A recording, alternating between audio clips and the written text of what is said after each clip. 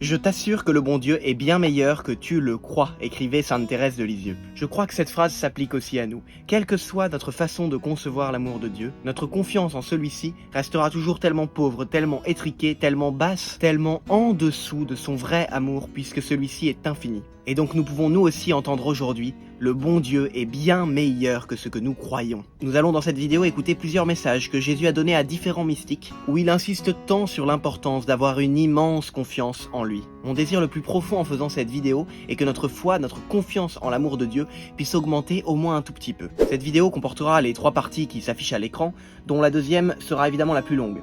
Et on écoutera dans la dernière un message de Jésus à Marcel Vannes, dont je trouve personnellement que c'est une des plus belles paroles de Jésus dans toute la littérature mystique. Allez, on commence tout de suite. Pour commencer, regardons un instant à quel point Dieu nous aime. Jésus nous le dit dans l'Évangile, dans le verset que je trouve personnellement le plus beau de toute la Bible. « Comme le Père m'a aimé, moi aussi je vous ai aimé. » Est-ce que vous réalisez à quel point c'est incroyable? Cela veut dire que l'amour qu'a le Père pour le Fils, un amour éternel et infini évidemment, eh bien c'est le même que celui qu'a le Fils pour nous. Cet amour de Dieu qui est l'Esprit Saint est le même, il n'y a pas de différence. Jésus nous aime autant que le Père aime Jésus, c'est vraiment inconcevable. Concrètement, Dieu a prouvé cet amour pour nous en nous créant gratuitement, puis en se donnant à nous à chaque instant et en venant mourir pour nous sauver alors que nous étions ses ennemis. Et nous savons, nous devons avoir foi que si nous étions seuls au monde, Jésus aurait fait exactement la même chose, il serait aussi mort pour nous. Et si ça avait pu servir à quelque chose, je crois que c'est Jésus qui dit ça à Maria Valtorta, Jésus aurait même été prêt à mourir une deuxième fois, une troisième fois et autant de fois que nécessaire si ça pouvait servir à gagner nos cœurs. Puis, comme dit saint Alphonse, Dieu ne s'est pas arrêté là. Sans doute, par son incarnation, par sa passion et sa mort rédemptrice, il avait réalisé le don complet de lui-même à l'humanité. Mais son amour n'était point satisfait. Il voulait se donner encore à chacun de nous, de là l'Eucharistie. Donc Dieu continue de se faire proche de nous et de se donner à nous à chaque seconde dans toutes les messes du monde depuis 2000 ans. Mais voyant que cela n'avait toujours pas suffi à gagner nos cœurs et notre confiance, Dieu est allé encore plus loin. Je leur ai tout donné. Je leur ai donné mes sueurs et mes fatigues sur les routes de Palestine. Je leur ai donné tout mon sang au calvaire. Je leur ai fait don de ma mère bien-aimée. Je me suis donné moi-même dans l'Eucharistie. Que puis-je faire encore pour qu'ils croient à mon amour? J'ai trouvé. Je leur donnerai mon cœur. Je leur donnerai la source de toutes ces folies de mon amour. Mais si, après le don de mon cœur, ils ne m'aiment pas, quand donc m'aimeront-ils? Oui, pour nous prouver son amour, Dieu nous a même donné son propre cœur. Et savons-nous vraiment à quel point le cœur de Jésus, le cœur même de Dieu, est une fournaise brûlante d'amour? Jésus le disait en montrant son cœur à sainte Marguerite Marie Alacoque. Mon divin cœur est si passionné d'amour pour les hommes, et pour toi en particulier, que, ne pouvant plus contenir en lui-même les flammes de son ardente charité, il faut qu'il les répande. Le cœur de Jésus brûle d'amour, déborde d'amour au point qu'il en vient à délirer d'amour et il n'a qu'une envie, c'est de pouvoir déverser, répandre son amour sur nous si nous l'acceptons. Pour se rendre compte de l'amour de ce cœur de Dieu, Saint Jean-Eudes donnait une petite comparaison. Imaginez si on pouvait mettre tout l'amour de toutes les créatures, de tous les humains qui ont existé depuis Adam et Ève jusqu'à aujourd'hui. On met l'ensemble des actes de charité, l'ensemble des bonnes choses qu'il y a eu dans le monde dans un cœur. Ça formerait le cœur de toute la charité humaine depuis le début de l'humanité. Et bien ce cœur ne serait qu'une poussière, qu'un grain de sable par rapport à l'infinie immensité du cœur de Jésus. Ça nous donne une idée du délire d'amour, de la fournaise ardente de son cœur. Donc oui, Dieu nous aime vraiment infiniment et en fait son amour est tellement délirant qu'il aime chacun de nous, écoutez bien, comme si on était seul au monde. Jésus l'a dit à quelques mystiques. J'aime chaque âme comme j'aime toutes les âmes ensemble. Pour chaque âme en ce monde, il n'y a que moi et elle. Toutes les autres âmes et toutes choses ne sont rien pour elles que par moi et pour moi. Alors deuxième partie du coup, jusqu'où doit aller notre confiance en cet amour de Dieu? À quel point peut-on croire à cet amour en étant sûr que ce ne soit pas de la présomption et que cela fasse plaisir à Jésus? Eh bien en fait, vous vous en doutez peut-être, notre confiance doit être à la hauteur de cet amour, c'est-à-dire infini. Ne mettons aucune limite à cette confiance en l'amour de Dieu. Écoutons ce que Jésus disait à sœur Benigna Consolata Ferrero et prenons-le pour nous. Si tu veux me faire un grand plaisir, c'est de croire à mon amour. Si tu veux me faire plus plaisir, c'est d'y croire davantage. Et pour me faire le plus grand de tous les plaisirs, ne mets pas de limite à cette foi dans mon amour. Oui vraiment, ne mettons aucune limite à notre confiance en l'amour de Dieu. Concrètement, qu'est-ce que cela veut dire? Cela veut dire que nous devons croire fermement à chaque instant que Dieu nous aime, nous regarde avec sourire, qui que nous soyons, quoi que nous ayons fait. Cette confiance n'est franchement pas toujours facile à poser, car parfois nous nous sentons vraiment sales, nous nous sentons tellement pécheurs, nous avons l'impression d'avoir fait de grands péchés contre Dieu. Et nous avons alors l'impression que Dieu n'est pas content de nous et ne nous aime plus. Mais en réalité, Dieu nous regarde toujours tendrement et avec amour. Et cette fausse impression que Dieu nous regarderait sévèrement après avoir péché vient d'une fausse image de Dieu. En réalité, lorsque nous péchons, Dieu a certes pitié pour notre misère, mais il n'est pas fâché et en colère, pas plus qu'un père ne serait fâché que son fils, qui apprend à marcher, tombe dans la boue. Non, ce père aurait juste, vous en doutez, beaucoup de compassion, comme Dieu a pour notre faiblesse. Et nous croyons parfois que lorsque nous avons fait un péché, ça y est, Dieu est parti, il s'éloigne, il veut plus entendre parler de nous, peut-être jusqu'à la prochaine confession. Quelle image avons-nous de Dieu? En réalité, lorsque nous péchons, évidemment, si nous le chassons de notre cœur, il respecte, il sort, mais ensuite il attend à la porte de notre cœur et il frappe. Il continue à rester juste là. Il a qu'une hâte, c'est de re-rentrer, de revenir au premier acte de contrition, au premier retour de notre cœur vers lui. Dès que nous avons fait un péché, tout de suite revenons à Dieu dans notre cœur en promettant bien sûr d'aller se confesser dès que possible, mais n'attendons pas de reprendre cette relation avec Dieu dès que nous serons confessés, sinon nous allons avoir une relation avec Dieu les 5-10 premières minutes après la confession, puis ensuite évidemment les premiers péchés en pensée vont revenir et tout de suite on va croire que Dieu est parti et qu'on ne peut plus être en relation avec lui. Non, en fait c'est vraiment magnifique. Même quand nous péchons, Jésus reste là, il reste proche, il nous aime toujours, il nous regarde toujours avec amour et il est juste à côté, il n'est pas loin. Écoutons ce qu'il dit à Louisa Picaretta. Si la créature pêche, je la sens s'échapper de mes bras. Je l'observe, je la regarde. Je la vois entourée de démons qui font la fête et arrivent à ridiculiser le bien qu'elle a fait. Pauvre bien, couvert de la boue du péché. Comme j'aime toujours la créature, je lui envoie un peu de lumière et je l'observe. Je lui envoie du remords pour qu'elle se relève et je l'observe. Les minutes me semblent des âges. Je ne peux pas me calmer si je ne la vois pas revenir dans mes bras. Et je l'observe, et je l'observe. J'épie les battements de son cœur, les pensées de son esprit, pour provoquer la mémoire de mon amour pour elle.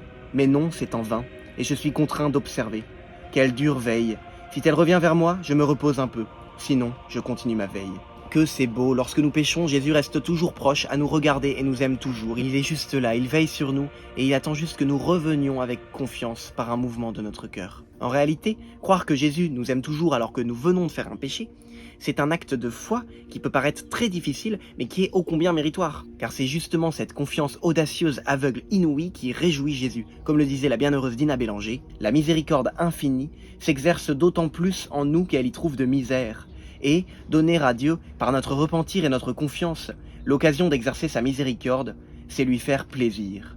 Rien ne blesse tant son cœur paternel que notre manque de confiance. Donc n'ayons pas peur d'aller à Dieu avec tout ce que nous sommes, nos misères, nos péchés même, et on peut même les utiliser pour accroître notre confiance. En effet, croire que Dieu nous aime quand on se sent bien, quand on se sent quelqu'un de bien, c'est pas un grand acte de foi, c'est que du ressenti. Mais croire que Dieu nous aime quand précisément on sait bien qu'on est rien, on sait bien qu'on est un grand pécheur, c'est là que ça a de la valeur. C'est ce que saint Angèle de Foligno appelait le double abîme, savoir d'un côté qu'on n'est rien, reconnaître avec humilité notre néant, et de l'autre côté ne pas lâcher cette confiance en Dieu, savoir et croire fermement, oui je crois Seigneur que tu m'aimes, je crois que tu me regardes avec amour et avec un grand sourire. C'est ça la plus grande sainteté, la plus grande confiance possible. Croire que Dieu nous aime alors qu'on sait qu'on n'est rien. Et cela va réjouir Jésus, ça va pas le blesser qu'on ait une confiance comme ça. Comme disait le père d'Elbé, dans la confiance on pêche beaucoup plus par défaut que par excès. On imagine mal Jésus nous dire tu as eu trop confiance en moi. C'est ça qui va le réjouir le plus, c'est notre confiance qui nous aime toujours. Tandis qu'au contraire, ce qui l'attriste le plus, c'est justement notre méfiance. Quand on se dit oui mais je pense que là, quand même, Dieu est fâché, Dieu ne peut plus m'aimer. Comme disait sainte Thérèse de l'Enfant Jésus, ce qui offense Jésus, ce qui le blesse au cœur, c'est le manque de confiance. Jésus le confirmait à sainte Faustine,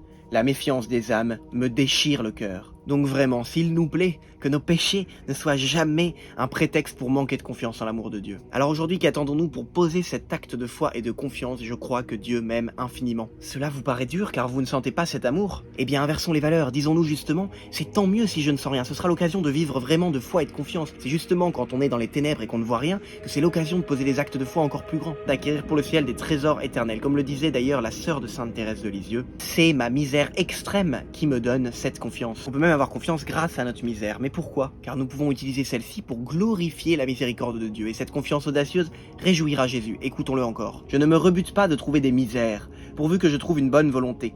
Quand il y a bonne volonté, il y a matière à travailler. Mon amour se nourrit à consumer les misères, et l'âme qui m'en apporte davantage, pourvu que ce soit avec un cœur contrit et humilié, est celle qui me plaît le plus, parce qu'elle me donne plus l'occasion d'exercer mon office de bon sauveur. En fait, vraiment, le feu de l'amour et de la miséricorde de Dieu se nourrit de nos misères. Comme le feu se nourrit de combustible, ainsi ma miséricorde se nourrit de misère qu'elle consume. Et plus elle en trouve à consumer, plus elle grandit. Oh, si on pouvait connaître combien mon cœur se réjouit que l'on croit à cet amour. On y croit trop peu, trop peu, trop peu. Donc nous qui nous sentons si faibles et misérables, Jésus nous dit aujourd'hui, ô mon enfant, ces faiblesses, offre-les-moi. afin que je m'en serve pour alimenter le feu de mon amour dans ton cœur. Alors n'ayons pas peur d'avoir une confiance aveugle, infinie, absolue. Et quels seront les fruits de cette confiance? Eh bien, en ayant confiance en Dieu, nous obtiendrons tout. Ah oui, l'espérance permet à l'âme d'obtenir tout ce qu'elle veut. Elle est la porte du ciel, le seul moyen d'y entrer. Car qui espère tout, obtient tout. Nous obtiendrons à la hauteur de notre espérance, de notre attente, de notre confiance. Jésus dit encore, « Sais-tu quelles sont les âmes qui profitent le plus de ma bonté? Ce sont celles qui ont le plus de confiance. Les âmes confiantes sont les voleuses de mes grâces. Écris donc que l'agrément que je trouve dans une âme confiante est indicible. En somme, les âmes confiantes sont celles où je déverse le plus mon amour, celles qui reçoivent le plus de grâce et qui sont les plus riches. Oui, nous pouvons bien être misérables, remplis de péchés, mais si d'un côté nous avons une grande humilité et surtout une grande confiance en Dieu, eh bien cela réparera tout et suppléera pour tout. Si chez un pécheur, je trouve encore le mot confiance, ce pécheur m'appartient déjà. Enfin, j'aimerais finir cette vidéo avec ce texte magnifique où Jésus dit à Marcel Van qu'il faut arrêter que nous croyons que Jésus est sévère, qu'il est dur et qu'il faut avoir peur de lui. Donc c'est d'abord Marcel qui demande « Comment se fait-il que j'entende certains frères dire qu'ils ont grand peur de toi? Petit Jésus, quelle est donc ta conduite à l'égard des autres âmes pour qu'elles aient ainsi peur de toi? Car si tu agissais avec elles comme avec moi, je me demande qui pourrait encore avoir peur de toi, puisque tu es si bon, si doux, ne trouvant de plaisir qu'à aimer. Qu'il y ait encore des âmes qui ont peur de toi, c'est là une chose que je trouve bien étrange. Il ne t'est jamais arrivé de me gronder, et pourtant il se trouve des âmes qui ont peur de toi. Serait-ce parce que tu traites chaque âme de façon différente? » Et Jésus lui répond, écoutons bien et méditons profondément, c'est magnifique. Oui, Marcel, c'est bien étrange. Moi-même je trouve cela étrange, et je ne comprends pas pourquoi bon nombre d'âmes ont ainsi peur de moi. Elles ont tellement peur qu'elles n'osent même pas ouvrir la bouche pour m'adresser une parole d'amitié.